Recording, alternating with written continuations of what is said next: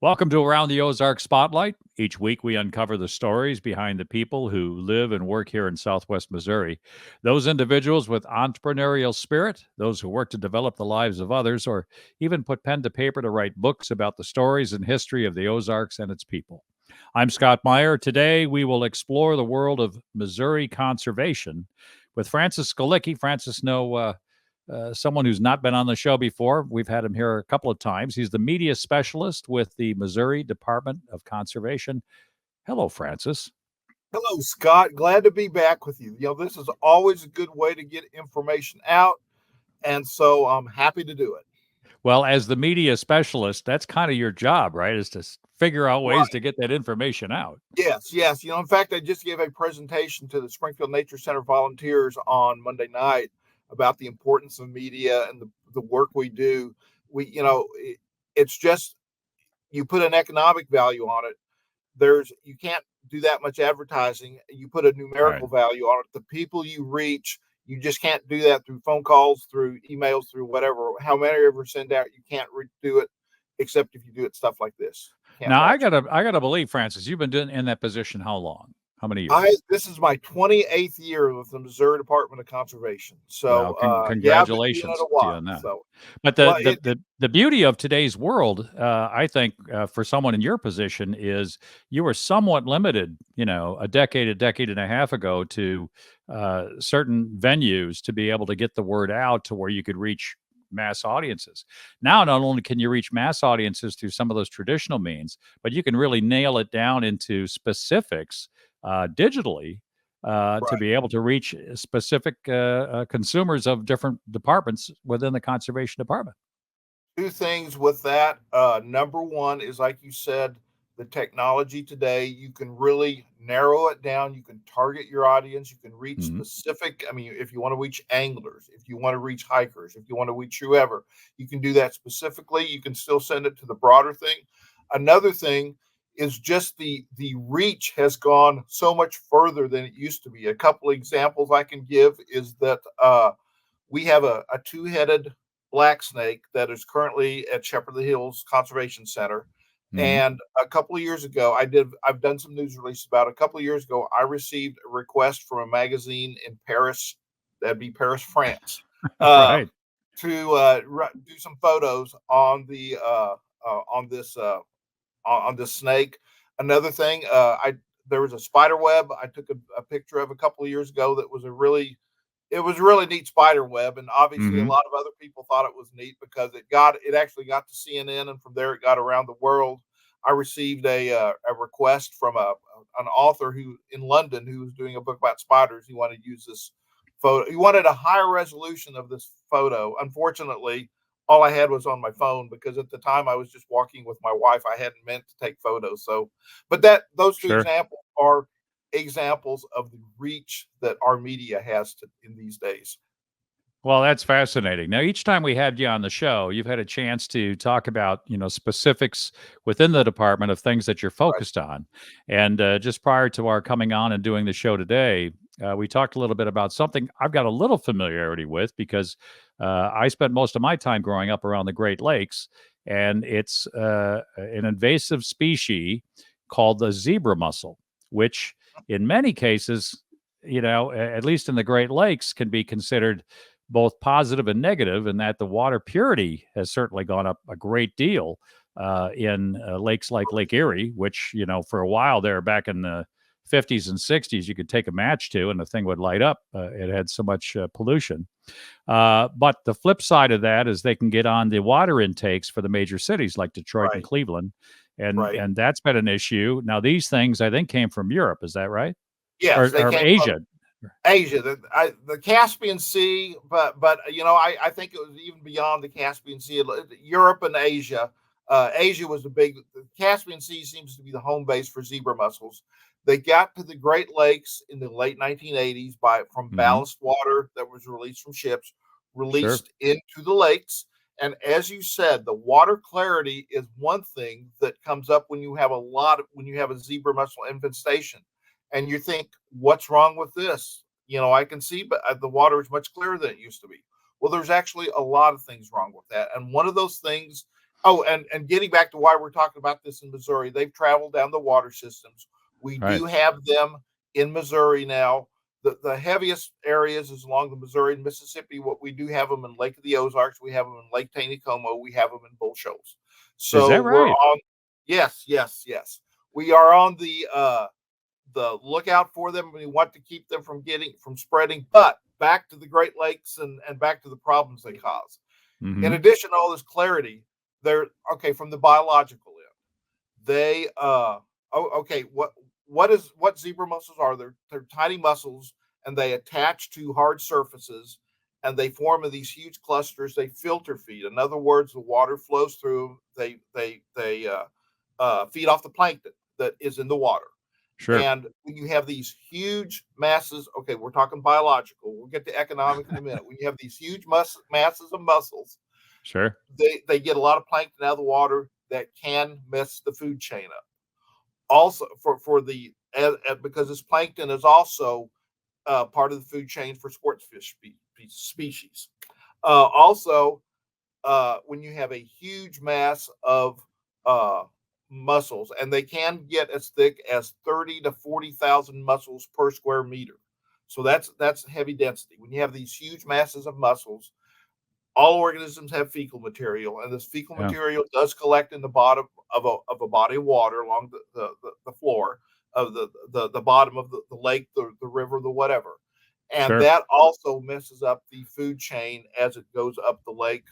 Also, they can collect, as I said, they stick to hard surfaces. They Mhm. okay, not only does its filter feeding affect the food chains of native mussels, which are feeding on the same plankton these zebra mussels are, but not in the capacity because they don't have 30 to 40,000 mussels per square meter. So it takes away their food, and they also can actually collect on the shells of the mussels because they stick to any hard surface. Mhm. And so that affects the native mussels. Okay, that's biological. And so this does affect fishing. I'll always come back to this does affect fishing because when you're talking food chains in a lake, in a large body of water, that Right. also affects the sport fishing, the recreational fishing, the fish that people like to go there and fish for. But okay, now the economic side of it.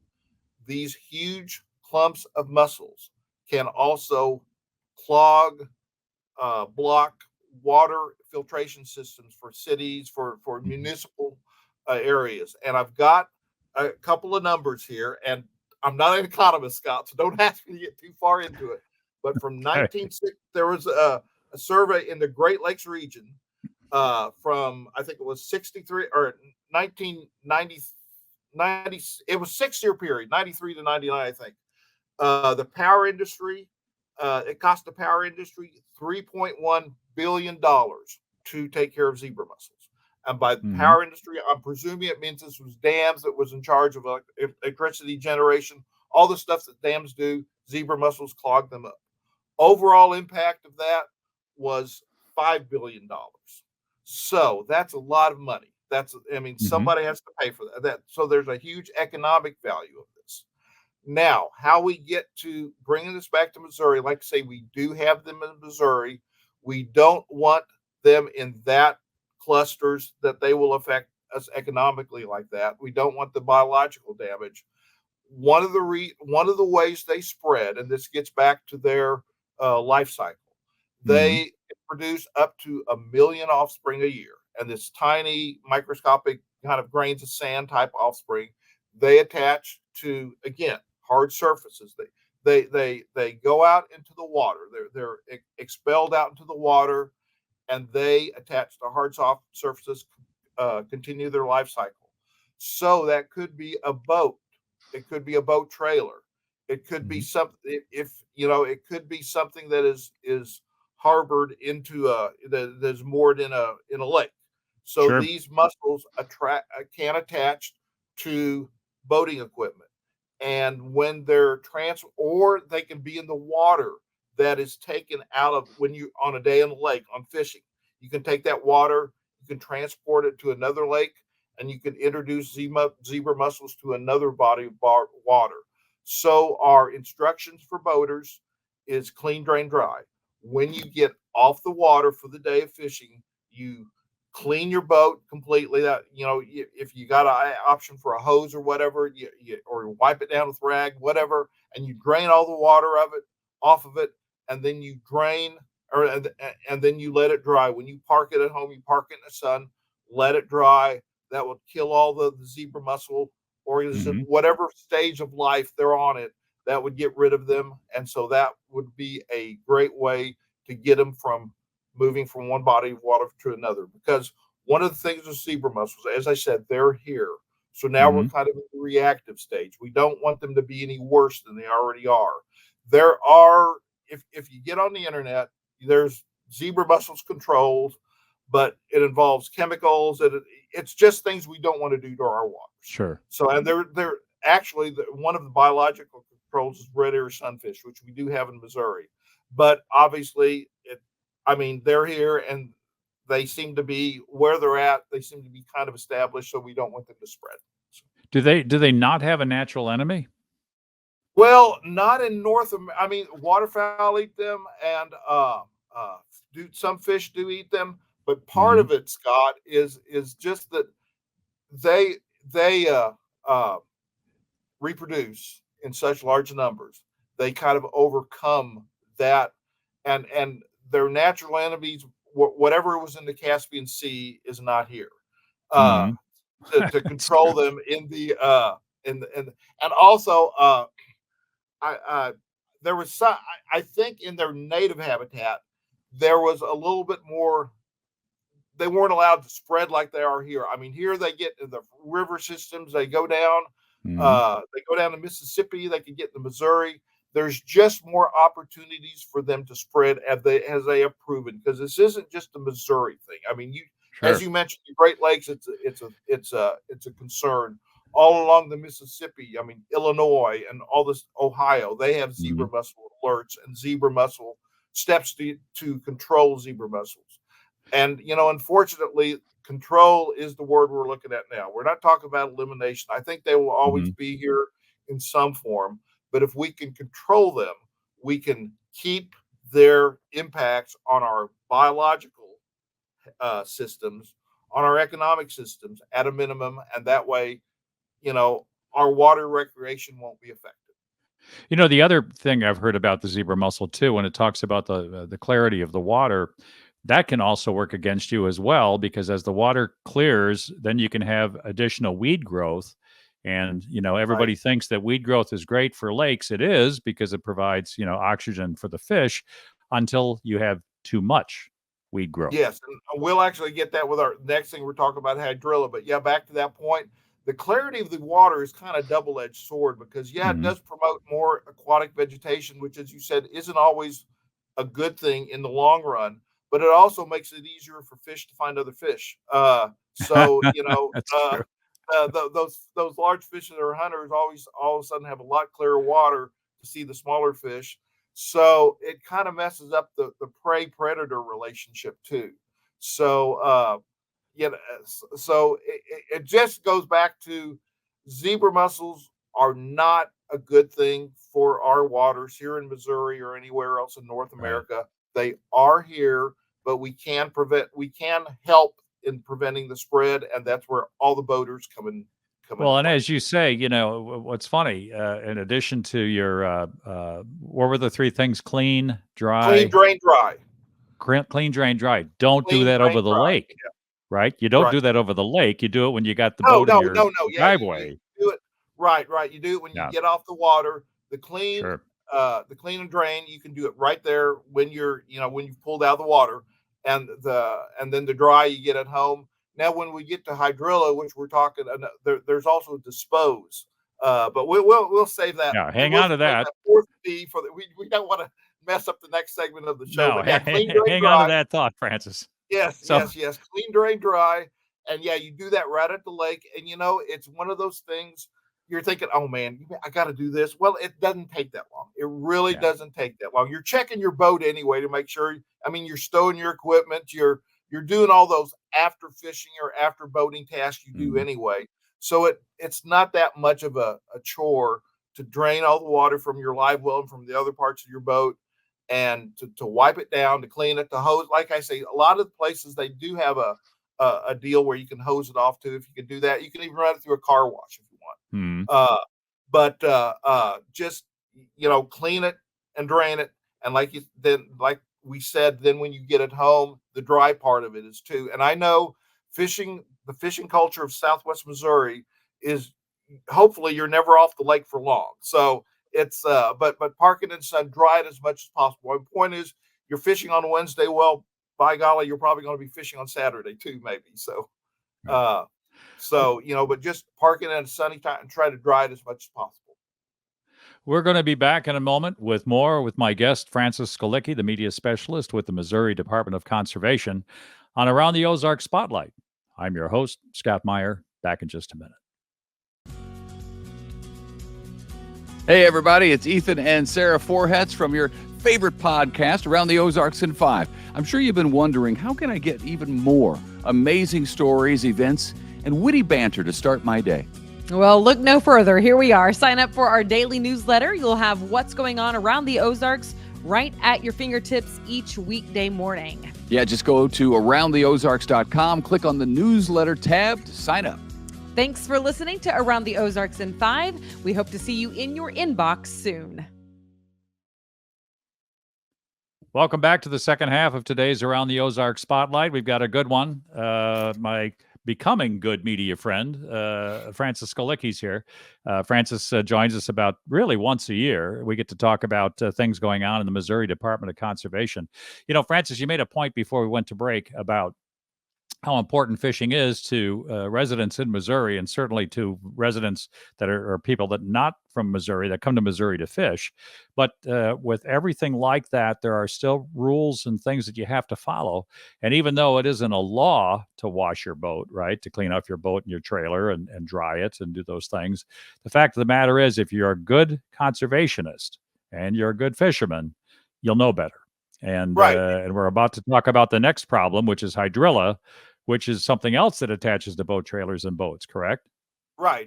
And to add to your point, you're right. It may not be a regulation in a code book, but it's about good conservation. It's about Yeah. stewardship. All good fishermen, all good hunters, they are stewards of the land. They know we have a great thing. They want to keep it that way. So in order to keep it that way, it's about stewardship of the resource. And that's just one of these things, what we're talking about right now. Well, the plant, the plant on the spotlight right now is the hydrilla. Let's talk about that a little bit. I was going to say it's your favorite plant to talk about, but I don't think it's your favorite. Well, no, but it is not in the sense of you like it. It's a very it actually has a nickname, the worst aquatic weed in America. But it's a very interesting story, and that story involves Greene County, and that's what makes it interesting. Hydrilla, okay, backstory. Hydrilla probably came to North. It's a native of Asia. It's an aquatic plant, and it came to North America, to the U.S. as an aquarium plant in the 1940s and 50s. It was once upon a time a plant that was popular for people who like live plants in their aquarium. What would happen is that, well, for whatever reason, I can't care for this aquarium, so I'll dump everything into the local stream or the lake. And that way the fish and everything in there can still live. I'm not taking care of it though, but they're still doing good. Well, the problem is you're introducing stuff into the water that shouldn't be there. And in this case, it was hydrilla. So that's how we think it got here. It is illegal to sell hydrilla in aquarium stores now. So that problem has been solved, but it's already here. The couple interesting things about it. Initially, it was thought it was a southern plant. Florida is the ground zero for hydrilla. Like we talked about, the Great Lakes is ground zero for zebra mussels. Florida is ground zero for hydrilla, and we'll get to that in a minute. But it was thought to be a southern warm state plant. Where it's warmer, that's where it grows. Well, it hasn't proven to be that, because it's found in a lot of northern areas. I think the latest count is like 29 states. I could be wrong about that. Multiple states. But bringing that to Missouri, the interesting thing about Missouri is the primary place it's found in Missouri is Greene County. Initially there was 37 sites in Greene County. And at the time, that was the only places, it was 35 sites, one in Dallas, one in adjoining county. I think it was Webster.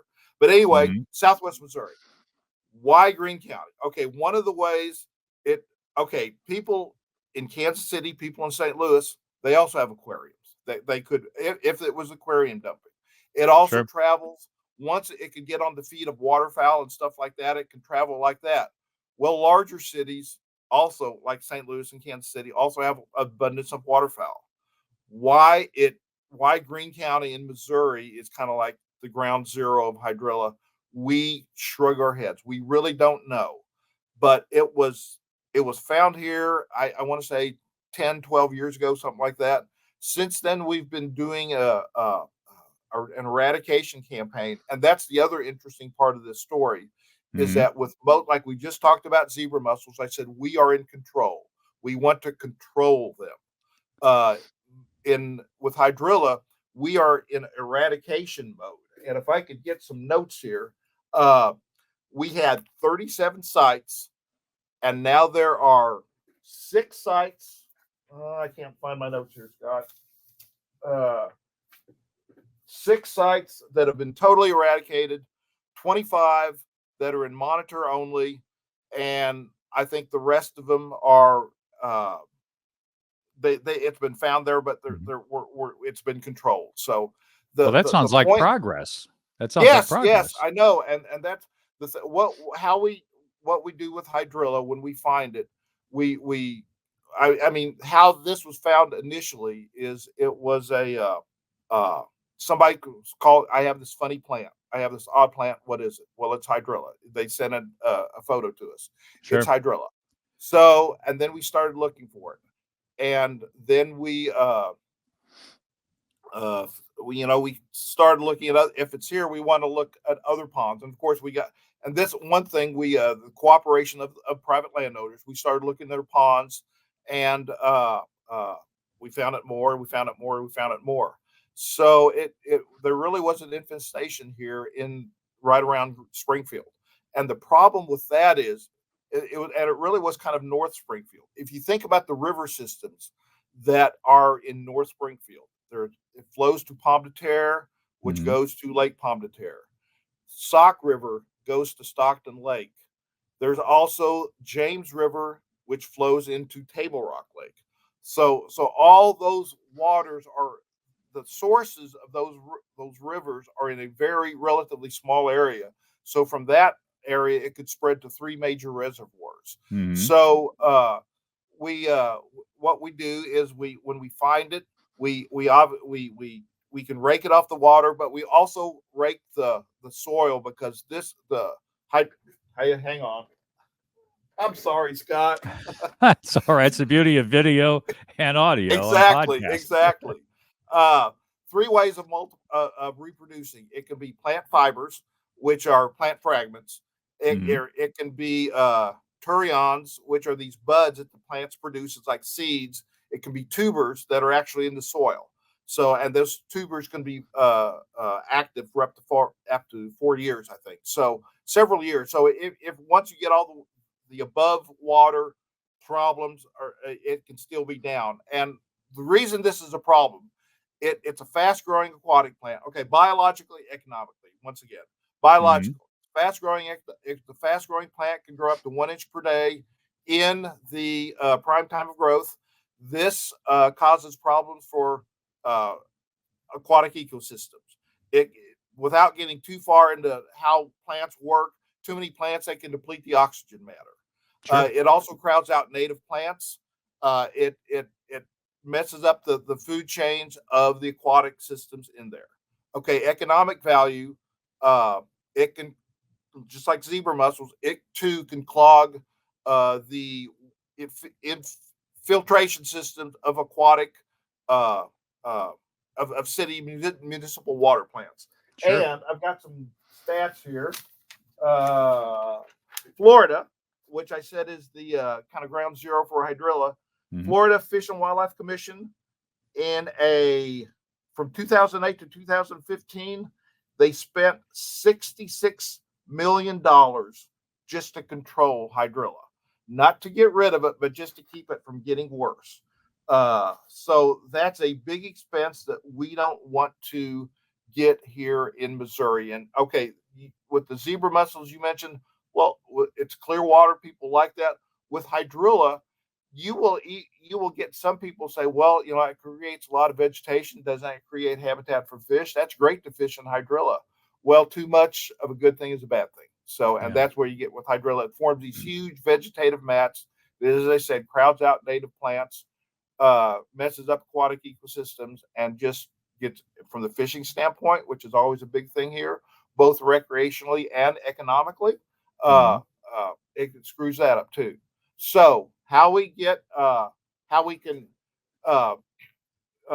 what the success story of hydrilla is, it's a Southwest Region Hydrilla Response Team, which is, it's MDC, it's James River Basin Partnership, DNR, Corps of Engineers, a bunch of public and private agencies got together, and that's what we're working on in Greene County. We go to the pond owners with their permission. We can treat the ponds with fluoridone, which is a systemic herbicide herbicide that targets hydrilla and a couple other aquatic invasives. It doesn't hurt any of the native plants. Don't ask me how it does it, Scott. It just doesn't. So it's formulated so it does, and it can kill hydrilla. And then we test the ponds. We go back to the pond several times a year to see how the hydrilla is doing. And as I said, there are 6 ponds now that have been totally eradicated from, and there's 25 others that are in the monitor only. In other words, we haven't found it there, but we are still looking for it because, as I said, the tubers, which are in the soil, can stay active for up to 4 years. So after we haven't found any hydrilla, we monitor it for 4 more years. Now, how this gets, and so your viewers and listeners may be thinking, okay, I don't have a pond, I don't have whatever. How does this affect me? I just like to go fishing. Well, we don't. I mean, this is where we know it is, but there's still the chance that things like hydrilla can be spread from lake to lake too, and it could be there. We just haven't found it yet. So this is where the clean, drain, dry, dispose comes in, because, as we said, one of the ways it spreads is through plant fragments. So a fragment of a hydrilla plant on your boat trailer, when you pull out of the water, if you take it to another body of water, that plant fragment gets off. Boom, you've introduced hydrilla. So same thing, clean when you get off the water, clean your boat, drain your water, because these fragments could be in the water, dry. And the other thing is dispose. When you get home, check your boat again, and any type of this plant material, bag it up, put it in the trash. And you can also do that at the marina too. When you get up to any type of the plant material, don't throw it back in the water, bag it up, put it in the trash. Clean, drain, dry, dispose, because you don't want this, even if you throw it, like near the water. Well, if there's a high water event, water comes up, hydrilla's back in the water, you haven't cured anything. So well, I've done a lot of talking, Scott. I'm sorry. No, that's all right. That's why you're here. But in the last minute and a half that we have, Francis, how about some stories about things that are positively moving forward? How about the black bear population? That seems to be increasing. Growing at 9%. I'd love to be on here another time talking about that. Growing at 9%, which is a good growth rate for bears. We think we have around 900 bears in Missouri. We do have a limited hunting season in the fall. And people say, well, that's to control back. Not really. That's just a recreational opportunity that's been provided by our expanding population of bears. Won't really reduce the number of bear human interactions we have. This is the time of year bear talk is important, because you have young males that are being kicked out of the family units. They're looking for new territories. You don't want those new territories to be your trash can, your unprotected, right, your pet food dish, your bird feeder. So if you have bears coming around your house, try to get them away. They're supposed to be in the wild, not around your bird feeder. If you can't get them away by noise, by harassing them, call us and we can help you do that. But the bear, so that's a good story. How about, didn't we introduce elk back into Missouri as well? Yes, elk are, I want to say it's over 200. Elk population is doing good. That is in south central Missouri. Kind of home base for that is the Peck Ranch Conservation Area, but they have expanded. They are doing well. The good thing about that from two ends is, number one, they're doing well in their limited habitat they have down there. And the good thing about with this thing, it's good that they have a limited habitat, because as if they expanded more into a more agricultural area, there could be some problems for, people who have row crops and stuff like that. But Sure. in their area, there's a lot of public forest land. It's a good place to see. We do have a limited season for that too, and they're not going to cause any ag problems for people elsewhere in the state. I want to thank one of my favorite guests of all time, Francis Skalicky, and thanks for bringing us up to date on what's going on in the conservation world here in Missouri. I want to thank all of you today for joining us, my producers, Taylor Worley and Jay Stevens. And if you happen to miss all or part of today's conversation, you can always find ATO Spotlight at aroundtheozarks.com or the ATO app, found in either the Apple App Store or Android apps. There you'll also find today's program as well as all of this past year's shows. I'm Scott Meier. Remember, every day's a gift. It's the best present you can ever receive. Have a great day.